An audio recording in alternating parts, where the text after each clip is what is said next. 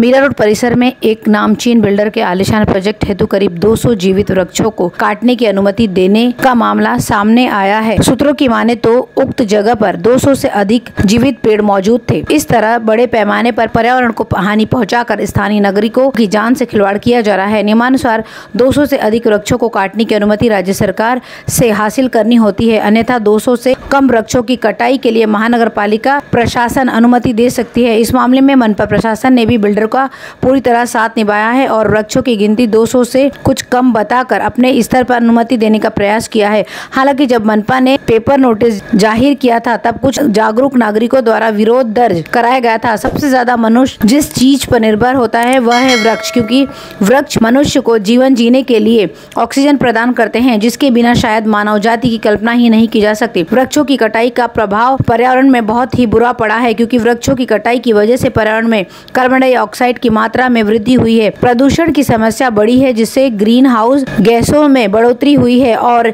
यही global warming का कारण बना है। वृक्षारोपण से तात्पर्य वृक्षों को लगाने से है। यदि लोग जो वृक्षों को काट रहे हैं तो उसकी जगह नए वृक्षों को लगाते हैं तो इससे पर्यावरण का संतुलन बना रहता है। लेकिन दुर्भाग्यवश मनपा ने करीब 200 वृक्षों को बिना रिप्लेसमेंट किए काटने नोटिस में वृक्षों के बिना रिप्लेसमेंट के ये अनुमति दी है। वृक्षों का बचाना काफी जरूरी है, क्योंकि इनकी कटाई की वजह से हम विनाश की ओर बढ़ रहे हैं। यदि हम समय रहते इस पर लगाम नहीं लगाते हैं तो पर्यावरण को तो नुकसान हो गई, साथ ही जनजीवन को भी भारी परेशानियों का सामना उठाना पड़ सकता है।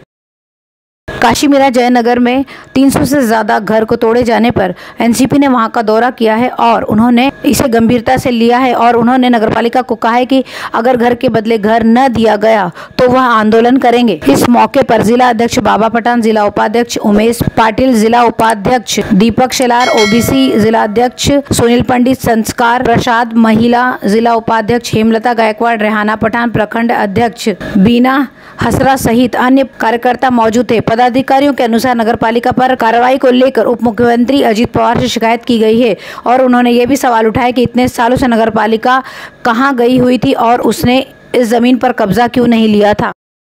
छत्रपति शिवाजी मार्ग से लेकर गोल्डन नेस तक दोनों तरफ से गड्ढों का काम पुलिस प्रशासन को सौंपने के बाद भी जल्दी नहीं हो रहा है, जिसके चलते मनसे ने कहा है कि हम एमएमआरडी के अधिकारियों को मीरा भाईंदर में आने नहीं देंगे और मनसे स्टाइल में आंदोलन करेंगे। ऐसा इशारा उन्होंने मुंबई महानगर प्रवेश विकास प्राधिकरण मेट्रो ड्रीम लाइन 9 के अधिकारियों को दिया है। इस मौके पर मनसे मीरा भाईंदर शहर के अध्यक्ष हेमंत सावंत, शहर सचिव प्रकाश शेलार, मनवीसे रॉबर्ट डिसूजा, मनसे उप शहर अध्यक्ष अभिनंदन चौहान, संकेत आडे, संदीप शेड़गे, उपस्थित पदाधिकारी व कार्यकर्ता शामिल थे।